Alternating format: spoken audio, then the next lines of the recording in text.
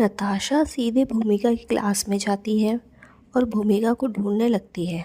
भूमिका जो पढ़ रही थी वो अचानक से किसी को अपने सामने खड़ा देखकर वो हैरान हो जाती है और वो अपना सर ऊपर करके देखती है तो नताशा को देखकर वो अपने काम में लग जाती है। उसको पता है रोज़ नताशा उसको परेशान करती है, इसलिए वो अपने काम में ही फोकस करती है क्योंकि उसको पंगा नहीं लेना था। क्योंकि आज उसका मूड खराब था, किसी से बातें करने का उसका मूड नहीं होता है। नताशा अपने आप को इग्नोर होता हुआ देखकर भड़क जाती है और वो भूमिका की किताब को उठाकर फेंक देती है जो वो काम कर रही थी।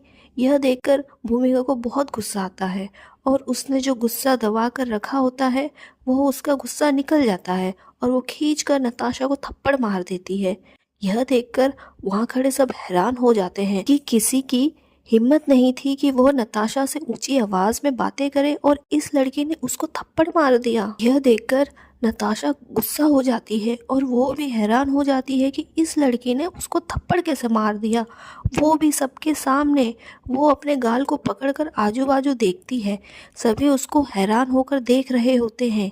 नताशा से बर्दाश्त नहीं होता है, वो गुस्से में भूमिका को उंगली दिखाते हुए, मुझे थप्पड़ मारने की हिम्मत कैसे हुई, आज तक मुझे किसी ने थप्पड़ नहीं मारा और तू है कि मुझे थप्पड़ मारे। वो थप्पड़ मारने वाली होती है लेकिन भूमिका उसका हाथ पकड़ लेती है और बोली, खबरदार जो तूने मुझे दोबारा नुकसान पहुंचाने की कोशिश की। नताशा आज तो तू गई मेरे हाथ से। वो अपने चमचियों को देखती है, उसके दोनों चमचियां भूमिका को पकड़ लेते हैं और नताशा भूमिका को थप्पड़ मार देती है।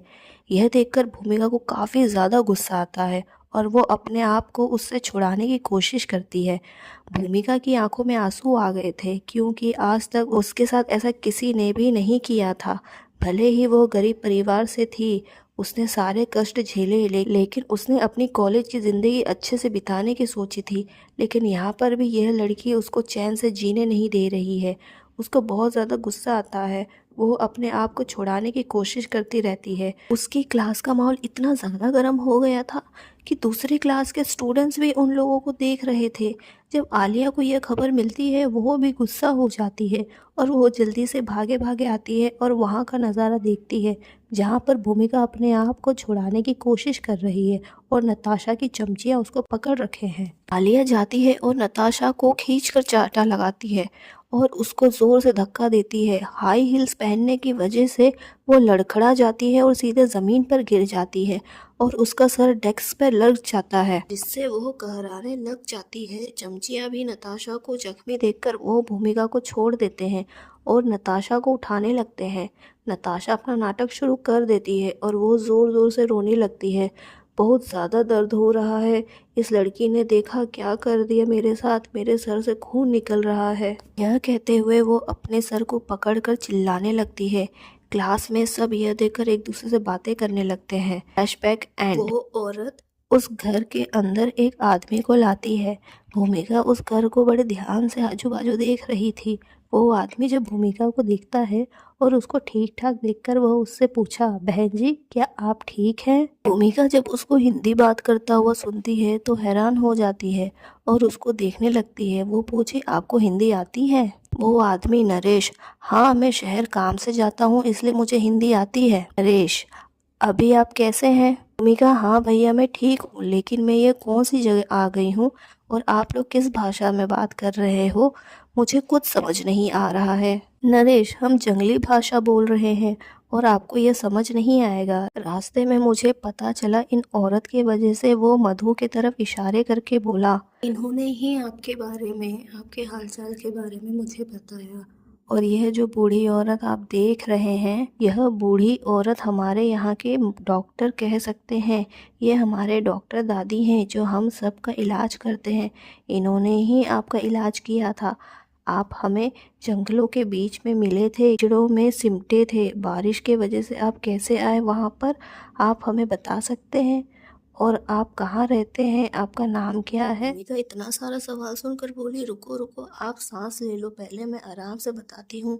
मेरा नाम भूमिका है और मैं शहर में रहती हूँ। पता नहीं कैसे मैं यहाँ आई। मैं रास्ते में चल रही थी, एक गाड़ी वाला बार बार हॉर्न बजा रहा था। मैं उस गाड़ी वाले को देखने के लिए जैसे ही पीछे मुड़ी तो एक कार वाले ने मुझको टक्कर मार दिया, जिसके चलते मैं यहाँ आकर गिरी और यहाँ कैसे पहुँची मेरे को बिल्कुल भी पता नहीं है। अभी मुझे होश आया और मैं यहाँ अपने आप को पाकर मैं घबरा गई और मैं चिल्लाने लगी, नरेश लेकिन आप उस जगह पहुँचे कैसे? भूमिका, पता नहीं कुछ गुंडे मेरे पीछे पड़े थे और मैं उनसे बचने के लिए भाग रही थी। अब मैं अपने रास्ते जा ही रही थी, पीछे से कोई गाड़ी वाला हॉर्न बजा रहा था, उसको देखने जैसे पीछे मुड़ के उस कार को देखने लगी, उसने तब तक मुझे टक्कर मार दिया और मैं यहाँ आ गई। नरेश, अच्छा तो आपको उस कार के बारे में कुछ भी नहीं पता? भूमिका, नहीं, कुछ भी नहीं पता और उस कार ने मुझे क्यों टक्कर मारी मुझे यह भी नहीं पता। यह कहकर वो उदास हो जाती है और अपना सर झुका लेती है और बोली, लोग मुझे क्यों मारना चाहते हैं यह भी नहीं पता मुझे। और उसकी आंखों से आंसू गिरने लगते हैं। वो आदमी जब उसको रोता हुआ देखता है तो उसको काफ़ी बुरा लगता है। वो मधु को इशारा करता है कि वो उसको सहानुभूति दे, उसको शांत करे। सॉरी व्यूअर्स, मेरी आवाज़ कफ होने की वजह से ख़राब हो गई है, तो आप लोग मेरी आवाज़ को एडजस्ट कर लेना। थैंक यू, आप लोग मेरी स्टोरीज सुन रहे हैं।